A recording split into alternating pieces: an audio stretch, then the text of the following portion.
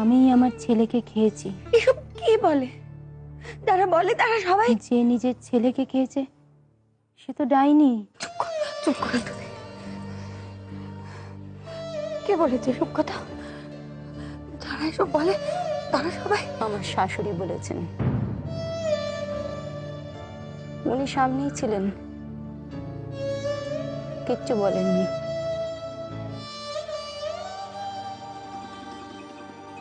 আচ্ছা মেজবু, আমার দোষে এমনটা হলো? আমার দোষে? হ্যাঁ,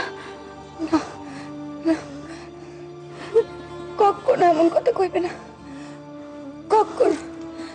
তোমার কোনো দোষ নেই, কোনো দোষ নেই তোমার। তাহলে ওরা সবাই কেন বলে? ওরা কেন বলে আমার দোষে? ও কেন চলে গেল? কেন চলে গেল? কেন চলে গেল?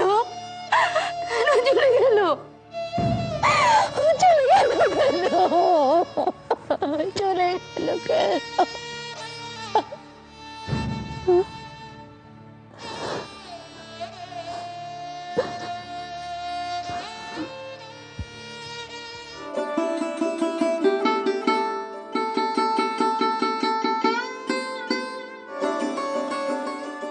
উঠে পড়েছিস?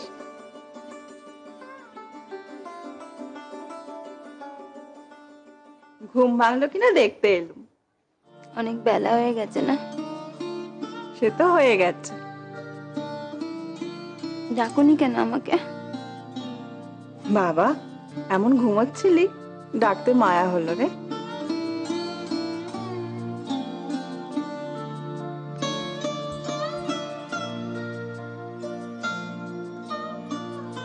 দেখেছো, বাড়ি শুদ্ধ সবাই উঠে পড়লে ওনার এখনো ঘুম ভাঙার নাম নেই।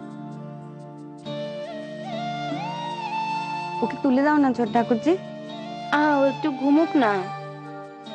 এই, জোর করে তুলবি নাকি? দেখেছো, আদর দেবে তোমরা আর মার কাছে বকুনি খাবো আমি। মায়ের বকুনিকে তুমি ভারী ডরাও কি না? নে নে, আমি নিচে যাই, মায়ের রান্না আবার আমাকে আজ করতে হবে। আমি তবে আজ নিরামিষ খাবো। তাই বুঝি? তোমাদের সবার থেকে বর্তি ভালো রাধে কিনা, তুলনাই হয় না কোনো।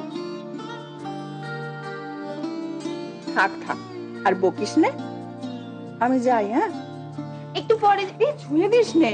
এখন ছুঁয়ে দিলে মা রান্নাঘরে ঢোকার আগে আবার আমাকে নাইতে হবে।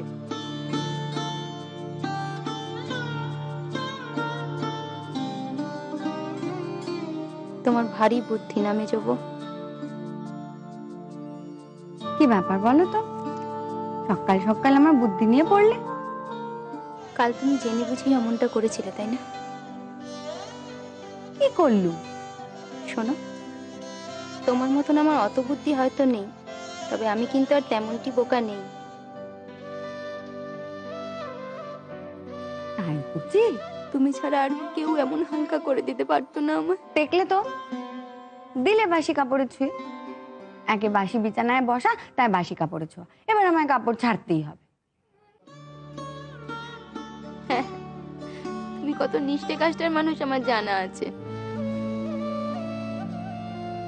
তুমি আমাকে বাঁচিয়ে দিলে ঘুমে যাবো।